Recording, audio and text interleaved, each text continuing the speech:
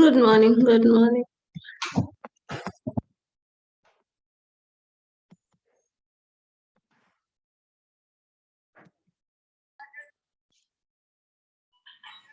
Questions बनाए हो integration का? कुछ पूछना है? हाँ, अंकु बनाइए। Morning ma'am. क्या बोल रहे हो Ashish? Good morning ma'am. Good morning, good morning. मुझे लगा आप आंसर कर रहे हो कि क्वेश्चन का बनाए हैं या नहीं, उसका आंसर कर रहे हैं। No ma'am. नहीं गुड बनाए? Morning. Good morning, good morning. अब आराम से पढ़ाई। अब आराम से बनाओगे? ठीक है, तुम लोग जितने आराम से बनाओगे उतने आराम से मैं कब बनेगा पता नहीं, और कब तुम्हारी तरफ से क्वेश्चन आएगा मुझे ये भी नहीं पता। ठीक है, तो हम एक काम करते हैं। बच्चों की भारी डिमांड है मैम कि यस मैम, पोस्टपोन्ड हो गया तो उसको थोड़ा सा फिर से करवाना। इंटीग्रेशन को, जैसे कि मैम स्केलर चेन वगैरह है, स्केल चेन और इन सब चीजों को मैम थोड़ा सा फिर से क्या क्या क्या बोलना चाह रहे हो, फिर से बोलो। मैम स्केलर क्या है? स्केलर चेन है ना मैम डिफरेंशिएशन में। यस मैम, उसको थोड़ा सा अच्छा ठीक है, हाँ। डिवीजन टाइप का। मैम क्योंकि डिफरेंशिएशन और इंटीग्रेशन एक मैम एक बार स्टार्टिंग से पढ़ा दीजिए, अब तो टाइम है हम लोग के पास। यस मैम, पोस्टपोन्ड एक हो गया। काम हम ऐसा करें कि आपके पास बहुत टाइम है, हम मान लिए अभी प्रॉपर टाइम है, तो एक टॉपिक बच गया था मैट्रिक्स वाला, तो वो कर लेते हैं, उसके बाद इंटीग्रेशन डिफरेंशिएशन हम पूरा बता दें फिर से। वो भी सही है। यस मैम, ये भी सही है। मैम ऐसे भी होगा, मैट्रिक्स करके उसके बाद स्टार्टिंग से तो फिर। ये हो जाएगा कि आपका खत्म हो जाएगा, और जिसमें प्रॉब्लम है वो पोर्शन हम दोबारा से पढ़ लेंगे, है ना? ठीक है। नहीं प्रॉब्लम Yes, नहीं ma'am. मैम, मतलब डिफरेंशिएशन हाँ इंटीग्रेशन मतलब को ठीक है। ऐसा फील कीजिएगा कि हमने पढ़ाया ही मैम नहीं। जैसे आप पढ़ाए हैं हाँ, वैसे ही ठीक फिर है, से ठीक है। शुरू से पढ़ा देंगे दोबारा से, यही ना? डिफरेंशिएशन से। Yes ma'am. हाँ, मतलब ऐसा यस जीरो मैम, जीरो बहुत लेवल से टाइम कुछ है। नहीं आता है आपको, यस कुछ मैम। कभी सुना ही यस नहीं है। मैम। ठीक है, बता देंगे, लेकिन गुड वो हम मॉर्निंग। पूरा बताने के लिए पहले ये पोर्शन बस खत्म कर लेते हैं। बहुत छोटा सा टॉपिक है, बहुत ज्यादा हेक्टिक है भी नहीं, और बहुत सिंपल है। सिंपल टर्म में, सिंपल लैंग्वेज में बस उसको एक बार थोड़ा सा पढ़ लेना है। कुछ मैथमेटिकल ऑपरेशन करना होगा, उस वो भी एक स्टेप के थ्रू जाना है, और बहुत सिंपल है, वो कर लेते हैं। उसके बाद सिर्फ पूरा का पूरा डिफरेंशिएशन, पूरा का पूरा इंटीग्रेशन फिर से पढ़े। ठीक है। Okay ma'am, thank you. लेकिन जब भी डिफरेंशिएशन और इंटीग्रेशन हम दोबारा पढ़ाए तो एक बात अच्छे से नोट कर लो, आप क्वेश्चन का जो फॉर्मेट है वो अच्छे से देखना। हर क्वेश्चन जो होगा ना, हर क्वेश्चन एक स्पेसिफिक टाइप का क्वेश्चन होगा। उस स्पेसिफिक टाइप ऑफ क्वेश्चन को कैसे टैकल करना है, ये टेक्निक हमें थोड़ा ज्यादा डेप्थ में जाके सीखना होगा, तब डिफरेंशिएशन और इंटीग्रेशन समझ में आएगा और क्वेश्चन बनेगा। तो क्वेश्चन तभी बनेगा क्योंकि हर क्वेश्चन को तुम एज अ स्पेशल मानोगे, एक स्पेसिफिक टाइप का क्वेश्चन मानोगे, क्योंकि हर क्वेश्चन उसी तरह का ब्रेक करके पूछा ही जाता है। तो बहुत सारा Yes. क्वेश्चन को 10 पार्ट्स और 12 पार्ट्स में डिवाइड कर सकते हो, उस तरह से क्वेश्चंस होते हैं। अब उस तरह के क्वेश्चन को आपको देखना पड़ेगा, क्वेश्चन उस 12 टाइप क्राइटेरिया जो आप पढ़े हैं उसमें से किस टाइप से उसको टैकल करना है, उसके बेसिस पे उसको टैकल करोगे तभी बनेगा, अदरवाइज नहीं बनेगा। ठीक है, कितनी भी बार पढ़ लो, ये चीज अपने आप में एकदम दिमाग में फीड कर लो पहले से। उसके बाद अगर हम पढ़ाएंगे तो आप क्वेश्चन के टाइप को, स्पेसिफिकेशन को पकड़ना, सिर्फ उसको कैच करना, बन जाएगा क्वेश्चन। ठीक है। अब तक आपका जो प्रॉब्लम है यही होता है, क्वेश्चन जो बताते हैं हम वो बन जाता है, दूसरा क्वेश्चन देते हैं तो नहीं बनता है, यही होता है ना? बताओ। Yes ma'am. तो उसमें यही है कि अगर क्वेश्चन का थोड़ा सा कंडीशन बदलता है, उसमें क्या एप्लीकेशन क्या लगाना है, यूज करना है, वो नहीं पता चलता है, इसलिए प्रॉब्लम होती है। ये चीज आप नोट करोगे वहां पे, फिर करना आ गया। चलो ठीक है, मैट्रिक्स शुरू कर दे फिर। Yes ma'am. चलिए,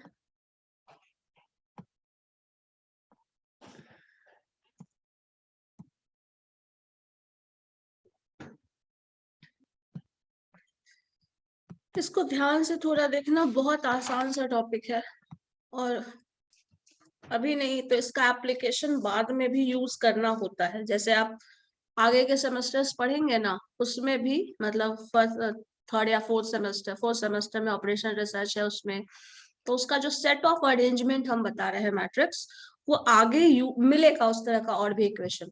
तो इसको थोड़ा ध्यान से पढ़ना, आगे मिलने वाला है इस तरह से। ऐसा नहीं कि रफ वे में पढ़िए, इस सेमेस्टर में पढ़ गए, पास कर गए, काम खत्म हो गया, अगली बार में नहीं मिलने वाला है, ऐसा नहीं होगा।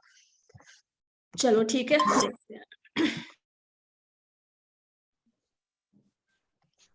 आगे वाले सेमेस्टर में भी है मैम? आगे में ये मिलेगा, मैट्रिक्स का फॉर्म मिलेगा, इक्वेशन मिलेगा इस तरह। चलो देखो, थर्ड और फोर्थ में दोनों में है। थर्ड में भी है, थर्ड फोर्थ दोनों में मैथ है, फोर्थ के बाद नहीं है, तो फोर्थ तक डील करना है। और एक बार तो ऐसे बिना किए ही कर गए, अब अगली बार क्या होगा नहीं पता मुझे।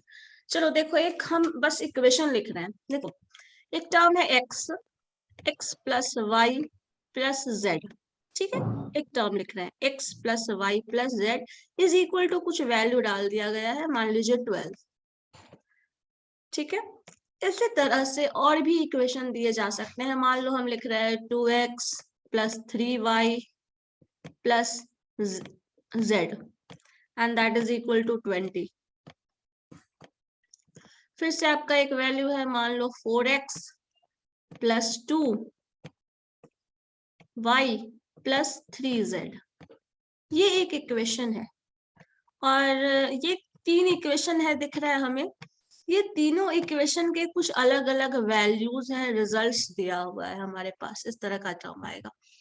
अब ये क्या है, एक स्पेसिफिक इक्वेशन तुम्हारा है, फर्स्ट इक्वेशन एक स्पेसिफिक इक्वेशन है, सेकंड इक्वेशन एक स्पेसिफिक इक्वेशन है, थर्ड इक्वेशन जो है वो भी स्पेसिफिक अलग से इक्वेशन है।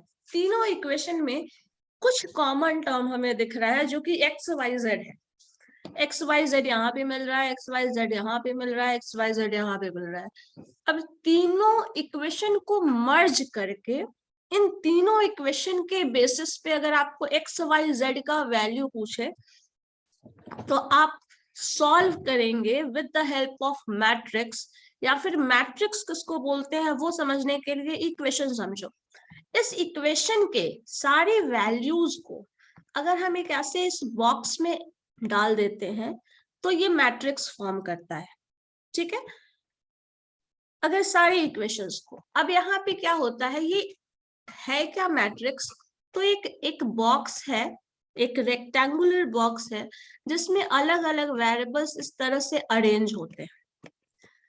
अब इन अलग अलग वेरिएबल्स को जब मैट्रिक्स के फॉर्म में लिखा जाता है तो क्या होता है, आपके पास जो जो वैल्यूज एक्स वाई जेड थे उसके कोएफिशिएंट्स को लिख लो एक जगह। मतलब ये है, x का कोएफिशिएंट कुछ भी यहाँ दिख नहीं रहा है, दैट मीन्स क्या है, 1। उस x का कोएफिशिएंट, सारे x के वैल्यूज को इस तरह से ले आके यहाँ लिखोगे। x का मैट्रिक्स सिर्फ जो ये ब्रैकेट है मैम उसी को कहा था। This is a rectangular arrangement of variables. Matrix is a rectangular arrangement of variables. अगर डेफिनेशन लिखना है तो ये लिखोगे। सो अब देखो यहाँ पे क्या है, x है, ये 2x है, तो 2x का कोएफिशिएंट 2 लिखा, इसका 4x का कोएफिशिएंट 4 लिखना है, सिर्फ कोएफिशिएंट लिखिएगा आप। यहाँ पे क्या है, x का 1 है, अगेन 3 है, ये 2 है, ये 1 है, 2 है, यहाँ पे z था 2z है, और ये 3 है।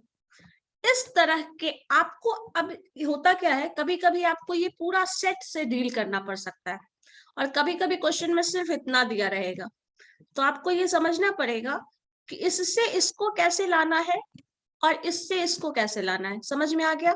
देखो यहाँ पे एक्स वाई जेड इस तरह से लिखा है, वैल्यूज, ये वाला टर्म अभी हम नहीं बताए हैं तो अभी इसको मत समझना ये क्या है, इसको हम बाद में देखते हैं।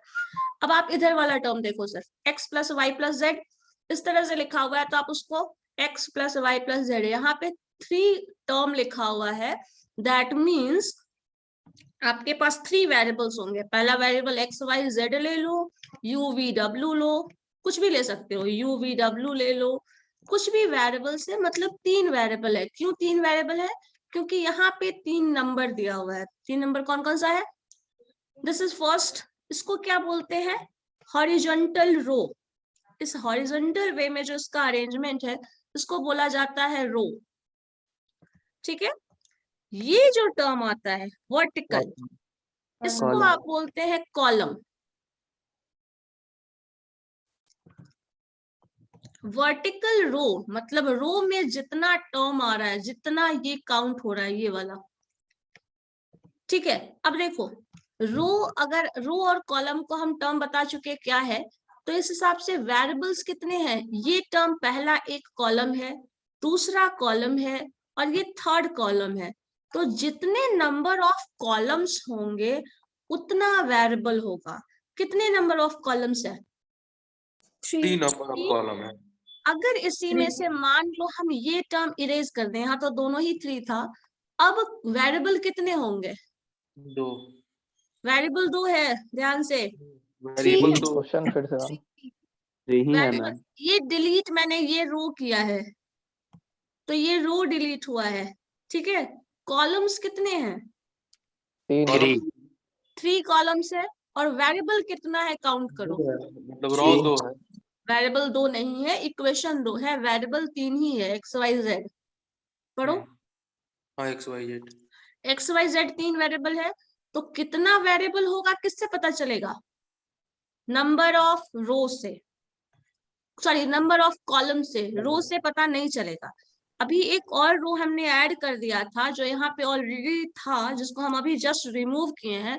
उस रो से नंबर ऑफ कॉलम नहीं पता चल, सॉरी नंबर ऑफ वेरिएबल नहीं पता चल रहा था, उससे नंबर ऑफ इक्वेशन पता चल रहा था। देयर आर कैसे मैम? 3 equation and 3 variables. तो थर्ड इक्वेशन था, तो यहाँ पे जितना रो होगा उतना इक्वेशन होगा, और जितने कॉलम्स होंगे उतने वेरिएबल्स होंगे। समझ गए? Yes, ma'am. क्लियर है प्रत्यय? यस मैम क्लियर इन है। सारे टर्म्स को जो हम बोल रहे हैं लिख लेना, ये बाद में बहुत कंफ्यूज करता है। लिखा बोलिए। दीजिए। So Yes, ma'am. number of variables is equal to number of columns.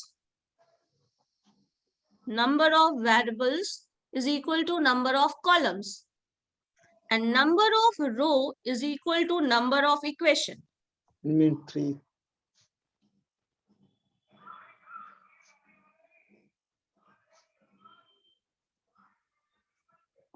Number of variables is equal to number of columns and Number of rows is equal columns. Number of variable is equal to number of column. And number of row is equal to number of equation. दो रो है, first row second row, तो 2 equation है ऊपर। यहाँ पे एक और equation था, तो 3 रो 3 इक्वेशन। अब इक्वेशन हमने कम किया, वेरिएबल कम नहीं किया है, तो वेरिएबल क्या हो गया, वही है जो था। तो वेरिएबल क्या काउंट कर रहा है, नंबर ऑफ कॉलम्स। अगर इसी में मान लो z वाले टर्म को हम डिलीट कर दें, तो ये डिलीट हो जाएगा। जब ये डिलीट हुआ तो क्या हो गया, नंबर ऑफ वेरिएबल्स कम किए, तो आपने के पास क्या हो गया, सॉरी कॉलम कम हो गया, कॉलम कम 2 हो गया। कॉलम हो गया मैम। तो यही मैम चीज सिंगल समझना कॉलम है। हो सकता है कि नहीं? सिंगल कॉलम हो सकता है, एक सिंगल ऐसे भी लिखा जाता है मैट्रिक्स को। लेकिन अगर मान लो मैट्रिक्स ऐसे लिखा हुआ है कहीं ये 1, तो इसका मतलब x हो गया, कोई x है। अच्छा हाँ। हाँ अंकु तुम क्या बोल रही हो, बोलो। हम XYZ अगर कॉलम में लिखे तो वो भी तो मैट्रिक्स से बोलेंगे। XYZ अगर कॉलम में लिखे, XYZ को कॉलम में लिखे, सिंगल। हाँ लिख सकते हैं। मैम वो ब्रैकेट है मैम, नंबर्ड होगा या फिर ये ब्रैकेट में हमेशा नंबर होगा। यस मैम XYZ को हम लोग मैम कॉलम में भी लिख सकते हैं और रॉ में भी लिख सकते हैं। तो कॉलम में लिखेंगे या रॉ में तो 1 into 1 हो जाएगा, मतलब m into n। हाँ ठीक है, तो अब यहाँ पे आप जो लिख रहे थे हम वापस से वही कर देते हैं, क्या था।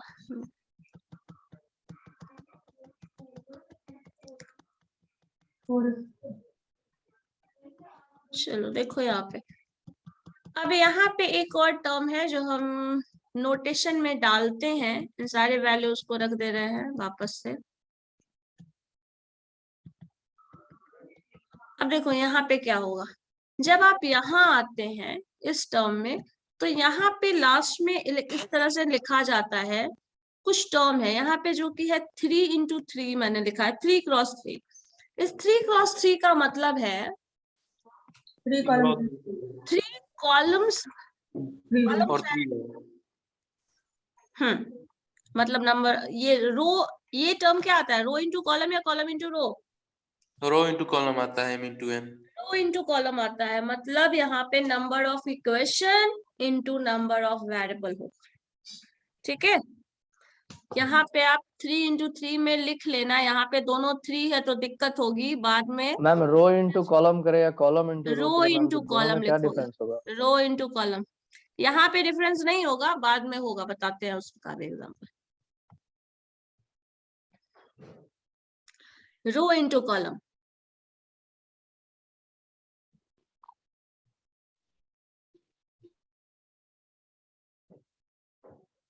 ठीक है,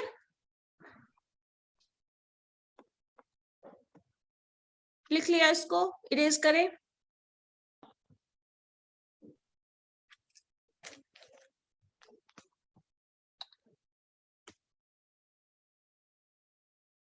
हो गया ऋतिक? यस मैम हो गया मैम, समझ नहीं आया मैम कैसे क्वेश्चन सॉल्व होगा ये। हाँ, अभी क्वेश्चन सॉल्व करने के बाद ही नहीं आया है, क्वेश्चन सॉल्व करने का बाद जब आएगा तब उस पर बात करते हैं। अब देखो इक्वेशन हमारे पास लिखा रहेगा, कुछ इस तरह का लिखा है, कुछ यहाँ पे लिखा है, मान लो 2 4 8 6 3 9, ठीक है, ये मान लो वैल्यूज लिखा हुआ है। अब यहाँ पे आपको लिखा रहेगा, यहाँ पे बताओ क्या लिखे, 3 into 2 या 2 into 3? 2 into 2, sorry ma'am, 3 into 3.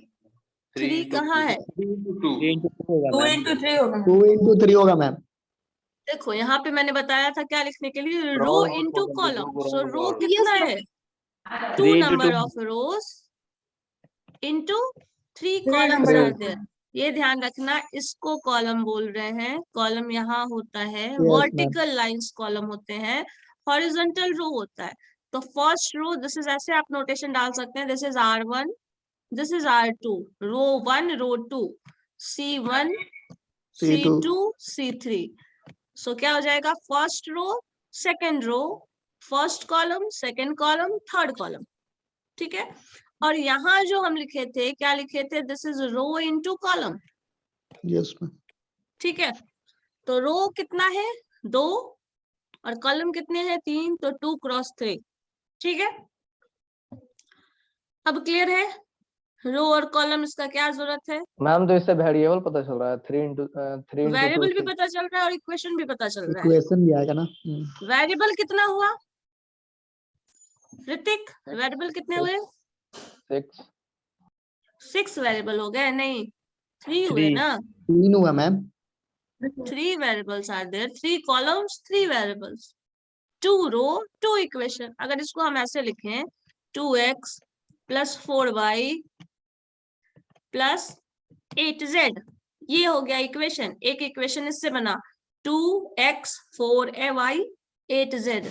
इसी तरह से यहाँ पे हो जाएगा 6x plus 3y plus 9z, 2 equation बन गया। इसी गिवन इंफॉर्मेशन से इससे मैंने एक इक्वेशन ये बनाया और दूसरे वाले से एक इक्वेशन ये बनाया।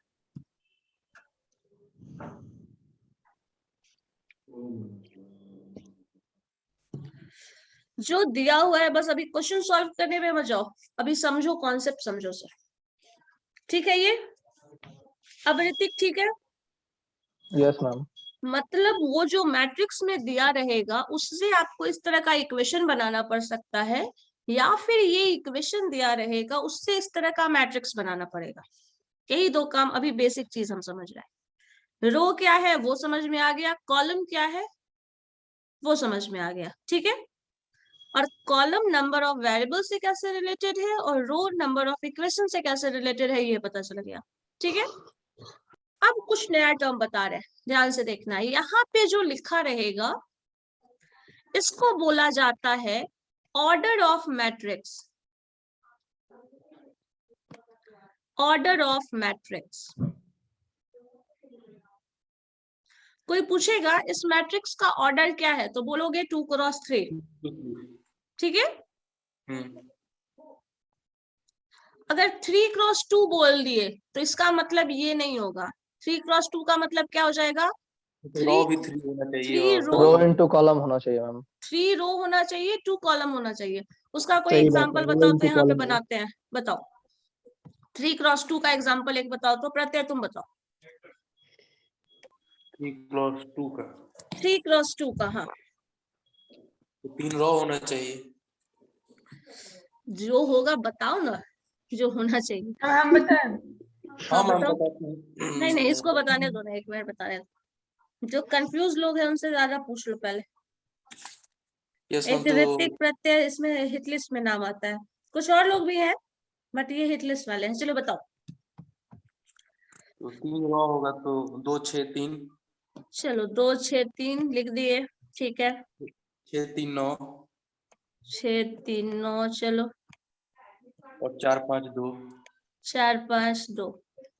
अब ये तो मेरे हिसाब से 3x3 हो गया प्रत्यय। Yes ma'am. यस मैम, तो लास्ट 3 वाला रो 3 कॉलम। नहीं, लास्ट वाला 392 है ना, उसको हटा दीजिए, अब देखिए हो जाएगा। 392 हटा दे। 392 लास्ट में कहाँ है? ये जो है ना, मतलब कॉलम 3 जो है, सी कॉलम 3 वर्टिकल ये है। अगर हट जाता है तो रॉ कॉलम हटा दे, ये ठीक को है। पूरा कॉलम ही हटा दीजिए तो 392 को। लिखवाए थे तुम ही ना, हम तो फिर हटाने के लिए बोल रहे हो। अब हो गया मैम, देखिए। चलो अब क्या हो गया, यहाँ पे आपके पास 3 रो हो गए। तो अगर ऐसे में कंफ्यूजन होता है किसी को भी तो इसमें लिख लो, यहाँ से राइट हैंड साइड से जो आ रहा है वो रो होगा R1 R2 R3। There are 3 rows and column हो गया C1 and C2। So vertical अब जाएगा आप तो लिख रो सकते कॉलम। हो 2x3, 3x2 ना, 3 रोज 2 कॉलम, 3 इंटू 3x2। ठीक है, this is the order of matrix. ठीक है, अब शुरू से लेकर अंत तक जो पता है उसमें देखो कहीं कोई जो लिखे हो या फिर जो बना है उसमें कोई कंफ्यूजन है तो बताओ।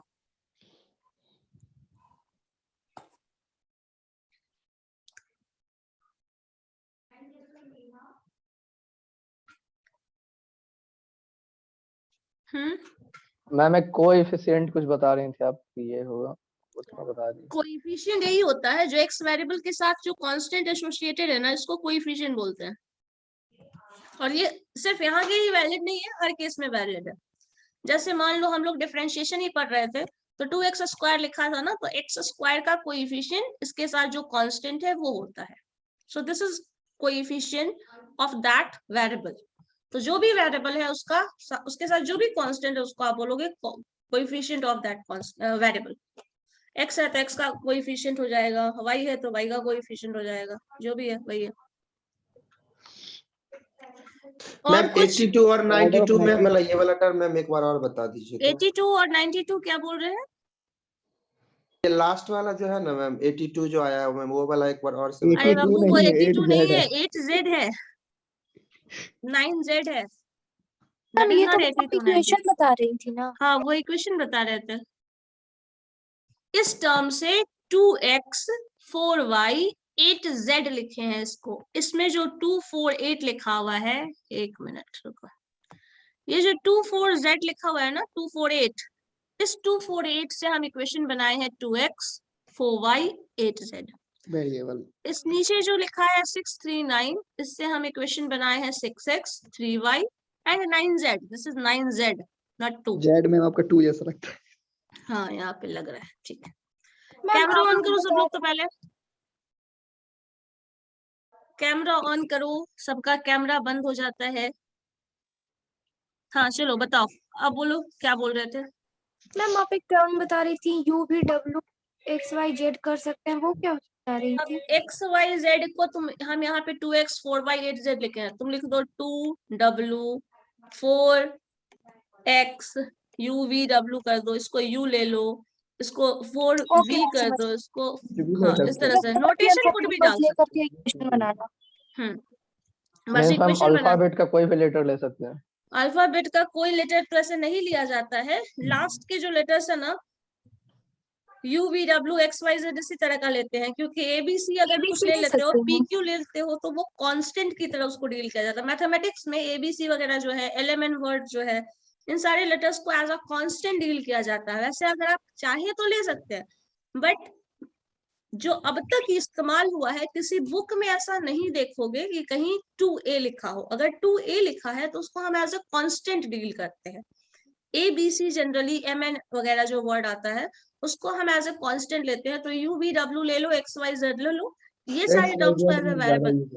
नहीं तो अगर आप A लिख सकते हो लेकिन वहां पे डाल देना A इज अ वेरिएबल, तब समझ में आ जाएगा वो किसी नो को मैम, भी। लास्ट ही ठीक है। अगर वो लेते हैं तो कोई दिक्कत नहीं है, क्योंकि बुक में भी उसी तरह का मिलेगा।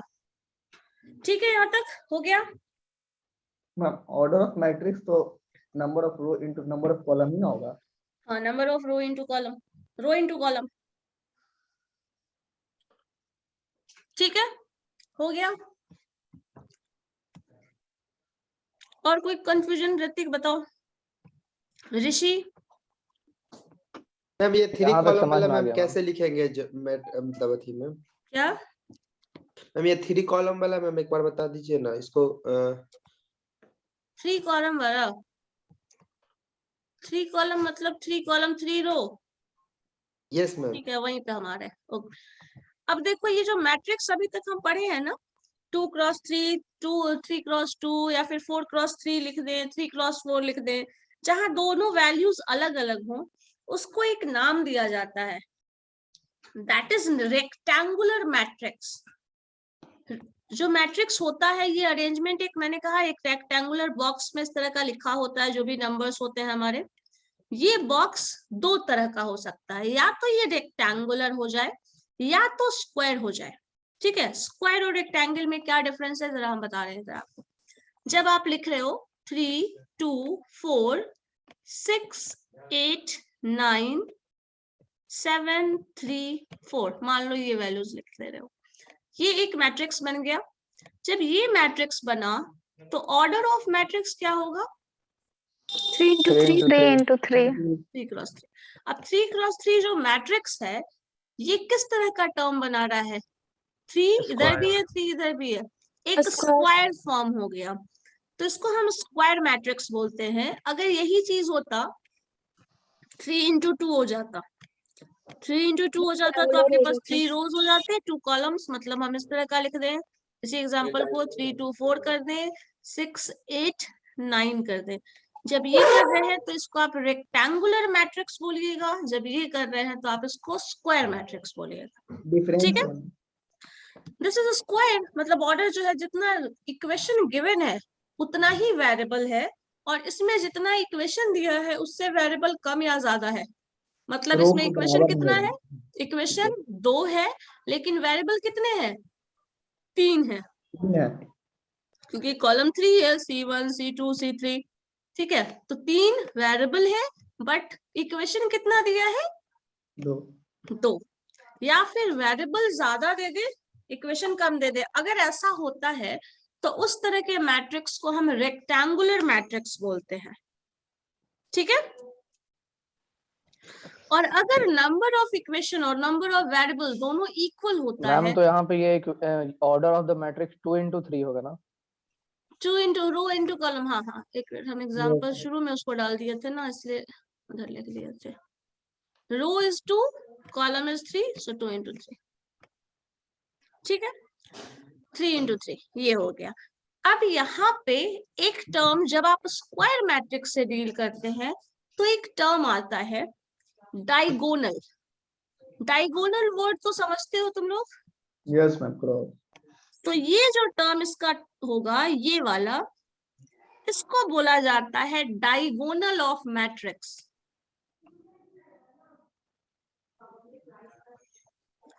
Diagonal of matrix. ठीक है, लेकिन ये डायगोनल ऑफ मैट्रिक्स आप स्क्वायर मैट्रिक्स में आएंगे तभी बात करेंगे। इसमें डायगोनल निकाल सकते हैं, जरा देखिए तो डायगोनल क्या आता है। नो मैम, नहीं होगा। इसमें डायगोनल हम नहीं निकाल पाएंगे, तो डायगोनल ऑफ द मैट्रिक्स का कॉन्सेप्ट आपका स्क्वायर मैट्रिक्स में जब डील कर रहे हैं तब आएगा। ठीक है, यस मैम। तो ये ध्यान रखिएगा, इसको बोला जा रहा है diagonal of the matrix. Ma'am इधर वाले में 3 8 9 नहीं हो सकता है क्या? 3 8 तो लोगी तो डायगोनल यहाँ तक में तो 3 8 आ गया, लेकिन 3 8 इसके 9 बाद का जो टोटल 9 करोगे तो 9 इसी के रो में आ जाता है ना।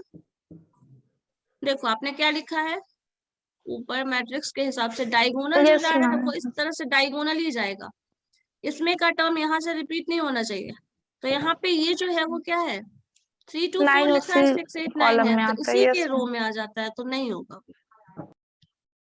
ठीक है, so diagonal of the ma'am ये मैट्रिक्स हो डायगोनल गया। फिर से बता दीजिए मैम। देखो एक चीज पता है ना, जब हम स्क्वायर से डील करते हैं, हम स्क्वायर बता रहे मेंसुरेशन वाला, डायगोनल इसको बोलते हैं। एग्जैक्ट डायगोनल नहीं बन पाया, दिस इज द डायगोनल, मतलब इसके एंड पॉइंट और इसके एंड पॉइंट का मैच करा रहे हो। तो इसका इनिशियल का यहाँ पे 3 है, लास्ट का 4 कॉलम है, ये जो जाएगा इसका फर्स्ट टर्म, इसका मिडिल टर्म और इसका लास्ट टर्म डायगोनल ही जा रहा है। देखो इस तरह के टर्म है, यस मैम। Yes ma'am. तो उसका जो भी वैल्यूज होगा, जो भी टर्म आएगा उसको डायगोनल बोलोगे, प्रिंसिपल डायगोनल, वही डायगोनल है। ठीक है, क्योंकि डायगोनल पे जो एलिमेंट्स आ रहा है, जो भी वैल्यूज है, अगर हम यहाँ पे वैल्यूज रखें तो this is 3, this is 8, this is 6, एक वैल्यू यहाँ पे 2 है, यहाँ पे वैल्यू 4 है, यहाँ पे वैल्यू 9 है, यहाँ पे वैल्यू आपका 6 है, यहाँ 7 है और यहाँ 3 है। सो ये डायगोनल पे जो एलिमेंट्स आ रहा है उसको हम डायगोनल बोलेंगे। ठीक है, diagonal of yes this ma'am. Matrix. Ma'am तो 3 8 और 6 को बोलेंगे डायगोनल ऑफ द मैट्रिक्स। हाँ, this is the diagonal, this is, ये तीनों कंबाइन होके इसको डायगोनल बोला जाएगा। और 8 7 भी कम होगा। हाँ, तीनों टर्म को बोलोगे।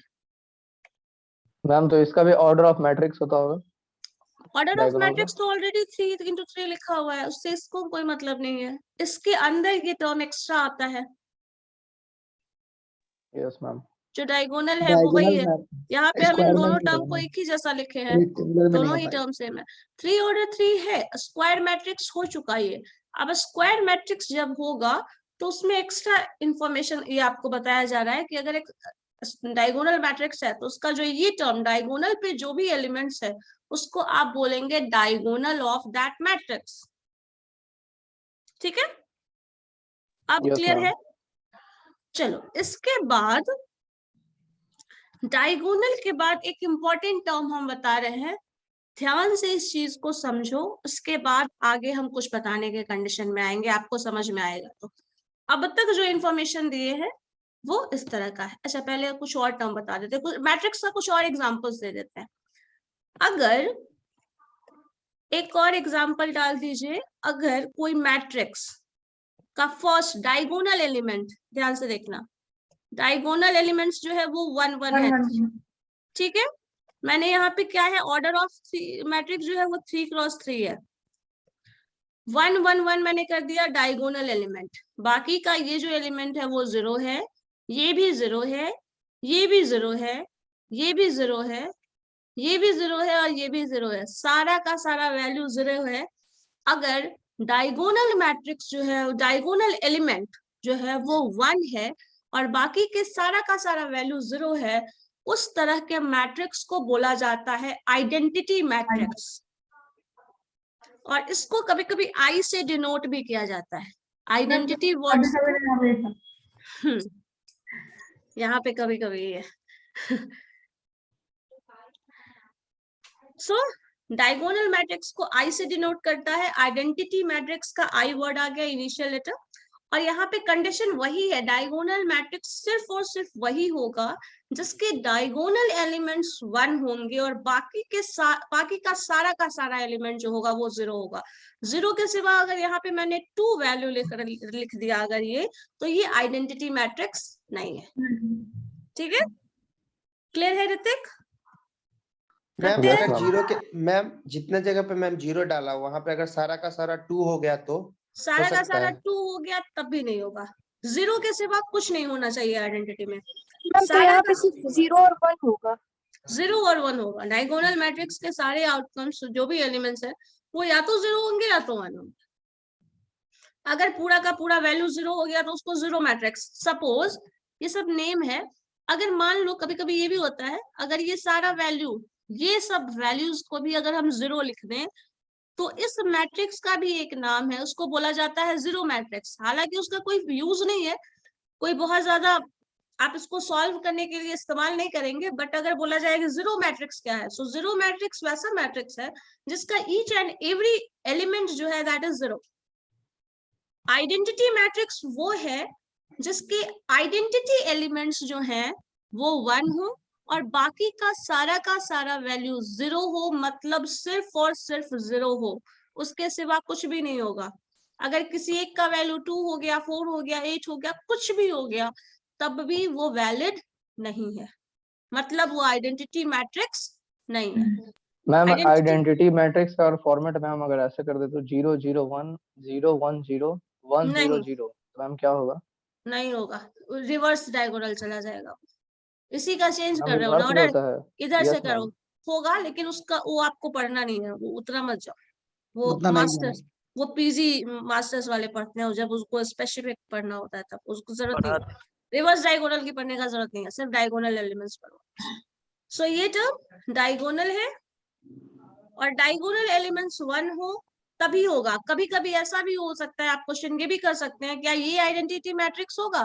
अगर आप बोलना चाहो तो ये बोल दो कि कहीं आप इसको 0 कर लो, इसको 0 कर लो और इसको 1 कर लो, तब भी ये आइडेंटिटी मैट्रिक्स नहीं है।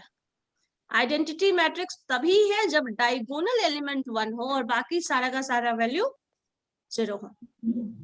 ठीक है, सारे एग्जाम्पल से बता दिए हैं। अब ऐसा मत कंफ्यूज होना कि 1 0 रखना है तो कहीं भी 1 और कहीं भी 0 डाल दो, ऐसा नहीं कर सकते। सिर्फ मैम 2 डायगोनल, into 3 डायगोनल के में सिर्फ डायग्राम 1 ही में भी होना नहीं चाहिए होगा पूरा ना? डायगोनल में मैम बोली। सिर्फ डायगोनल में ही 1 होना चाहिए, और सिर्फ नॉन डायगोनल या फिर ऑफ डायगोनल बोल सकते हो, उसमें 0 होना चाहिए। डायगोनल और ऑफ डायगोनल वर्ड इस्तेमाल किया जा सकता है। So diagonal elements are 1 and off diagonal elements are 0। So वैसे मैट्रिक्स को आप आइडेंटिटी मैट्रिक्स बोलते हैं। ठीक है, यस मैम। ठीक, चलो इसके बाद एक और टर्म है मैम आइडेंटिटी मैट्रिक को मैम क्या डिनोट करने के लिए आई था ना मैम? आई, लिखा हुआ है यहाँ पे आई। ठीक है, चलो इसके बाद एक और टर्म है, ये सारी का इस्तेमाल होगा इसलिए हम बता दे रहे हैं। अगर कोई मैट्रिक्स ऐसा हो, लाइक यहाँ पे 1 2 4 इस तरह का हो, इसको क्या बोलोगे? कैसा ऑर्डर ऑफ द मैट्रिक्स क्या है ये? मैम रॉ 1 है, रेक्टेंगुलर है। एक one रो है, कॉलम 3 3 है है, मैम। तो 1 इसको into क्या 3 बोलते हैं? ये जो होता है किस तरह का मैट्रिक्स होता है, कोई बता सकता है? Single. Single matrix, single matrix नहीं होता है, सिंगल और डबल मैट्रिक्स नहीं होता। This is row scalar matrix, में this is row matrix. Row matrix बोलते हैं बिकॉज सिर्फ और सिर्फ एक रो है इसमें। ठीक है, एक रो हो और बहुत सारे कॉलम्स, 1 से 3 से ज्यादा भी हो सकता है, 10 कॉलम भी होगा, तब भी इसका नाम क्या आ जाएगा? रो मैट्रिक्स। रो मैट्रिक्स का मतलब है सिंगल रो, और कॉलम्स कितने भी हो सकते हैं, कॉलम्स कितने भी डाल दो आप, 1 4 9 7 8 10 100 डाल दो, कॉलम मैट्रिक्स भी तो हो सकता है। क्या हो सकता है? Column matrix, single column. हाँ हो सकता है, बता रहे हैं वो भी। जब आपके पास n कॉलम्स हो जाए और रो जो है वो एक ही रो हो, तो 1 into n लिखोगे। यहाँ order of the matrix is 1 into n, जैसे यहाँ order of the matrix 1 into 3 था, बट ये मैट्रिक्स क्या कहा जाएगा? इस मैट्रिक्स का स्पेसिफिक नाम है दैट इज रो मैट्रिक्स। ठीक है, इसी तरह कॉलम मैट्रिक्स हो सकता है जब आपके पास एक सिंगल कॉलम हो, दैट मीन्स 3 into 1 कर लो। रो कितने हो गए? मान लो यही चीज हम बदल ले, 1 2 4 इस तरह से लिख ले। ठीक है, 1 2 4 जब इस तरह से लिखोगे तो क्या हो गया? रो कितने बन गए? R1 R2 R3, 3 रोज हो गए, बट कॉलम्स कितने हैं? सिर्फ और सिर्फ एक कॉलम है। सो एक कॉलम अगर है और सिर्फ एक ही कॉलम है और नंबर ऑफ रो जितने भी चाहो काउंट कर लो, तो इसको बोलते हैं column matrix.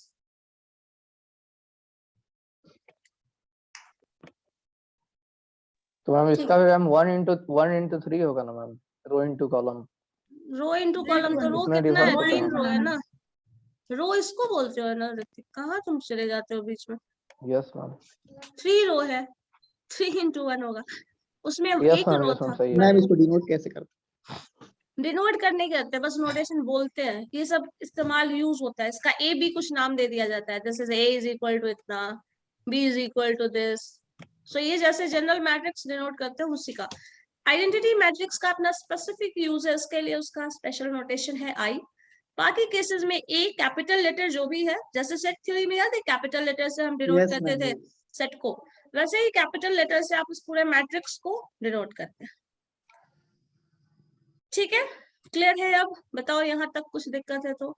Identity matrix, row matrix, column matrix. Ma'am इसको क्वेश्चन में कैसे पुट करेंगे मैम? क्वेश्चन में तुम अभी पुट करने का टेंशन मत लो, वो जब क्वेश्चन आएगा तब हम लोग करेंगे, अभी सिर्फ तो जानना है। मैम रो कितना लेंगे, मतलब कितना ले सकते हैं? एन इनफाइनाइट रो भी हो सकता है, बट डिपेंड करता है। हमारे पास क्वेश्चन में इनफाइनाइट क्वेश्चन को इनफाइनाइट रो को तो डील करने के लिए दिया नहीं जाएगा, स्पेसिफिक दिया जाएगा, बट वो हो कुछ भी सकता है। जिस तरह से यहाँ पे एन तक जा रहा है, एन कुछ भी जा सकता है, वैसे ही यहाँ भी जा सकता है, कुछ भी टर्म तक जा सकता है। बट वैसा क्वेश्चन में होता नहीं है। जब हमें क्वेश्चन सॉल्व करने के लिए दिया जाएगा तो इनफाइनाइट टर्म का क्वेश्चन थोड़ी सॉल्व करने के लिए दिया जाएगा, और वो सॉल्व मैम करके हम आंसर थोड़ी बता देंगे। मतलब जा सकता है इनफाइनाइट तक? टर्म्स उतने तक हो सकते हैं और वैसे होते हैं। For example ma'am? पूरा नेचुरल नंबर का हम यहाँ पे ले लें सेट, लिखो अब 1 से लेके कहाँ तक जाओगे, कहाँ तक काउंट करोगे बताओ? 1 2 3 4, बताओ कहाँ तक जाए? संख 100। महासंख कहाँ तक? मिलियन यहाँ तक बिलियन, अभिनव सॉल्व कर लेगा। मैम पॉसिबल तो वही नहीं तो। ना? मैम नहीं जा एन नंबर सकता। का क्वेश्चन, मैम एन तर पर क्वेश्चन नहीं आएगा ना? एन टाइम पे क्वेश्चन बिल्कुल नहीं आएगा। अगर एन टाइम मैम पे रैन क्वेश्चन सॉल्व करने दिया जाएगा तब तो पता चला कि आप सॉल्व ही करते रह गए पूरे 3 घंटे, यही सॉल्व कर रहे हैं। मैम तब तो रहने दीजिए एन का। उसको सिर्फ रहेगा, वो चीज होता है उस तरह से, जानना चाहिए, जानना है हमें कि वैसे हम अरेंज कर हो सकते सकता हैं। है या नहीं? अब उस तरह का क्वेश्चन होगा तो जैसे उसको सॉल्व करते वैसे करेंगे, बट अभी जो है वही है। ठीक है, इतना टर्म हमें Yes, जानना ma'am. था, जो हमें करना है, सॉल्व करना है, वो चीज आता है। ठीक है, अब यहाँ पे एक सिंपल टर्म हम और बता रहे हैं। मैट्रिक्स को कभी कभी ऐड भी किया जाता है। जैसे एक मैट्रिक्स मैंने दिया A इज इक्वल टू 2 4 6 -6, एक और दिया मैंने बी मैट्रिक्स, और बी मैट्रिक्स का नोटेशन यहाँ पे डाल दे रहे हैं 3 मैम ये 2, फर्स्ट वाले में -6 है क्या? हाँ -6, दिस इज -6 और 4। ठीक है, ये मैट्रिक्स है। अब बोला जाए आपको a प्लस बी निकालने के लिए, that means you have to add these two matrix. ठीक है, अब यहाँ पे क्या करोगे बताओ जरा? हम रो को रो में जोड़ेंगे, कॉलम को कॉलम में जोड़ेंगे। करो। सो मैम, अब आ गया। क्या करना होता है? हाँ ठीक है, इसके रो के इस एलिमेंट को हम इस एलिमेंट से ऐड करेंगे। समझ लो ध्यान से, जिनको पता है उनके लिए ठीक है, बट जिनको नहीं पता वो कुछ और मत करना। इस एलिमेंट को सिर्फ और सिर्फ इसी एलिमेंट से ऐड करना है। ठीक है, मतलब 2 + 3 बताओ कितना होगा? 5। 5 4 + 6 2 होगा उसके बाद 6 हो जाएगा। 6 + 9 15 15, एंड यहाँ पे -6 + 4 -2 -2। ये मैट्रिक्स A + B हो सकता है। ठीक है, इसी तरह अगर A - B निकालने बोल दिया जाए तो क्या होगा? माइनस कर देंगे ए को बी से। A में से B को घटाएंगे, ये ध्यान रखना। A - B है, then you Yes, have to ma'am. subtract B from A. So 2 - 3, 2 - 3 क्या हो जाएगा? -1 -1 4 - 2 2, -2 2 6 - 9 -3 -3 -6 - 4 -10 समझ गए? ये Yes, होगा ma'am. A + B, A - B। B - A भी लेकिन हो सकता है ना? हाँ, B - A भी हो सकता है, लेकिन B - A का आंसर अलग आएगा। लेकिन A + B करो या B + A करो, आंसर सेम आएगा। यस है ना? मैम। लेकिन b माइनस ए करोगे तो आंसर डिफरेंट होगा। सो ये ध्यान रखना यहाँ पे, a minus b is not equal to b minus a, ठीक है? But yes ma'am. a plus b जो होगा that is equal to b plus a, ठीक है? ये ध्यान यस रखना है मैम। आपको, तो ये आपको याद होना चाहिए। वैसे हम लोगों को क्वेश्चन जो सॉल्व करना है इससे थोड़ा और भी एक्सटेंडेड फॉर्म होगा, बट ये बेसिक चीज है। लेकिन एक चीज अगर ये सोचो, ए मैंने ये मैट्रिक्स दिया, सपोज बी का मैट्रिक्स कुछ ऐसा लिख दिया जाए, b इज इक्वल टू 2 4 9 6 3 2। अब क्या इसको कैसे जोड़ोगे ये बताओ? This is what order of the matrix क्या होगा यहाँ पे? ये तो 2 क्रॉस 2 है, इसका मैम क्या तो जो नीचे वाला मैम जो है 3 वो क्रॉस सेम 2। रहेगा। 3 into 2 मैम ये हो जाएगा 3 क्रॉस 2। 3 क्रॉस 2, ठीक है? अब 3 Yes, क्रॉस ma'am. 2 मैट्रिक्स को जब आप इससे जोड़ेंगे तो फिर क्या आएगा बताइए? ए और बी को जोड़ना है, इन दोनों ए बी को, इसको छोड़ दो, बी डैश रोटेशन डाल देते हैं, बी डैश और ए को जोड़ना है, बताइए तो क्या आंसर आएगा? doesn't exist. Yes, doesn't exist, क्योंकि हम जोड़ तभी सकते हैं when order of this matrix and order of this matrix should be same. Equal अगर ऑर्डर है तभी ऐड किया जा सकता है, अदरवाइज नहीं, ठीक है? इसका मतलब Yes, ये ma'am. हुआ, जैसे x वेरिएबल को y वेरिएबल में नहीं ऐड कर सकते, जैसे मान लो 10 आम है, 20 अंगूर है, दोनों को ऐड कर रहे हैं तो ऐड तो नहीं होगा। सो यही No, चीज ma'am. है, तो order of the matrix is different, then we can't add them, we can't subtract them, ठीक है? सो अगर Yes, ma'am. दो मैट्रिक्स दिया है और दोनों का ऑर्डर डिफरेंट है, देन एडिशन या फिर मैम लेकिन ऐसा भी तो हो सकता है कि Subtraction. रो 3 जो है सेम रहे। yes ma'am सेम रहे, उससे क्या फर्क पड़ता है? एक तो एक्स्ट्रा ऐड हो सकता यहाँ है पे मैम। ये जो टर्म है वो क्या है, इसको कहाँ एडिशन जोड़ोगे? तो एक मिनट मैम hold. मैम जैसे एक इसमें मैम मिनट चुप, अभी अब सुनो, यहाँ पे इसके कौन से एलिमेंट्स इसको जोड़ोगे? मैम तो सेम रहेगा रो 3। क्यों रहेगा सेम? जब ऐड हो रहा है तो सारे वैल्यूज को ऐड करोगे ना।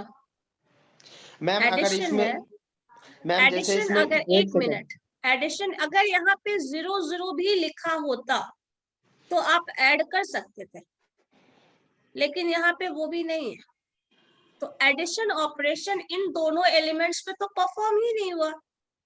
परफॉर्म हुआ है? No ma'am. नहीं परफॉर्म हुआ है एडिशन, तो फिर वो मैट्रिक्स तो मैम वेरिएबल उसके जगह तो 0 0 लिख सकते हैं ना, जैसे वहां पे अपने मन से कुछ भी लिख दें। यहाँ पे एक चीज, इसको अगर इसको थोड़ा और बैक ऑफ द इक्वेशन जो मैम दिख तो रहा है इसका मैट्रिक्स से सॉल्यूशन सिर्फ पीछे ये जाओ, लिखना है, doesn't exist. Doesn't exist, yes. Ma'am अगर मैम ए वाले में मैम अगर हम कॉलम को एक बढ़ा दे तो मैम ऐड हो सकता है क्या? कॉलम बढ़ा दोगे तो कॉलम का कुछ मैट्रिक्स का वैल्यू आना चाहिए। ये जो मैट्रिक्स बना है वो किसी तरह के इक्वेशन से बना है ना, 2x + 4y इस तरह से बना है। यहाँ पे आपके पास 6x plus minus 6y 6y इस तरह के 6y। इक्वेशन से बना है। अब इस Yes, ma'am. इक्वेशन में तुम अपने मन से क्या नया जोड़ दोगे? ये पहले इस तरह से बन के आया है ना इससे, तो अब तो आप Yes, कुछ नया ma'am. इसमें नहीं डाल सकते। इसके बारे में कोई और इंफॉर्मेशन है जो और इक्वेशन दिया हुआ है तो आप यहाँ लिखो फिर ऐड करो, बट वो गिवन नहीं है, गिवन इतना ही है, तो फिर कैसे करोगे? जेनरेट नहीं करने लगोगे ना। तो मैम ऐसा क्वेश्चन आएगा तो उसमें डज नॉट एग्जिस्ट लिख देंगे। Doesn't exist. मान लो आपके क्लास में 80 स्टूडेंट्स हैं और किसी और के क्लास से पेयरिंग करना है, दो अलग अलग क्लासेस को मर्ज करके एक जगह मिक्स करना है, तो कहाँ होगा? कुछ ऐसे टर्म्स होंगे जो अगर किसी दूसरे क्लास में जिसमें कम स्टूडेंट्स है तो कुछ ऐसे बच्चे बचेंगे जिसका एडिशन नहीं होगा। कहाँ आ रहा है पेयरिंग, कहाँ आ रहा है एडिंग, कहाँ टर्म्स आ रहा है? हाँ यस मैम। सो एडिशन और सब्सट्रैक्शन तभी पॉसिबल है जब order of the matrix same हो। अगर order of the matrix same नहीं होगा देन हम नहीं फॉर्म कर सकते हैं, मतलब ऐड नहीं कर सकते और सब्सट्रैक्ट नहीं कर सकते। तो इन सेम दैट ऑर्डर होना केस चाहिए। Doesn't exist. Yes, order same होना चाहिए फॉर एडिशन एंड मल्टीप्लिकेशन। बार बार हम रिपीट कर रहे हैं, एडिशन और मल्टीप्लिकेशन के लिए ही ऐसा, सॉरी एडिशन और सब्सट्रैक्शन के लिए ही ऐसा होना चाहिए। अभी Multiplication हो सकता है। मल्टीप्लिकेशन टर्म हम नहीं बोल रहे हैं, एडिशन एंड सब्ट्रैक्शन के लिए order of the matrix same हो तभी एडिशन या फिर सब्ट्रैक्शन हो सकता है, अदरवाइज नहीं होगा। ठीक है, सो यहाँ पे लिख लीजिए, एक नोट करके पॉइंट डाल दीजिए, एडिशन और addition and subtraction is possible only when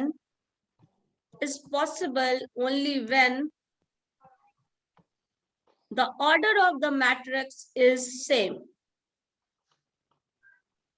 When order of the matrix is same. When order of the matrix is same.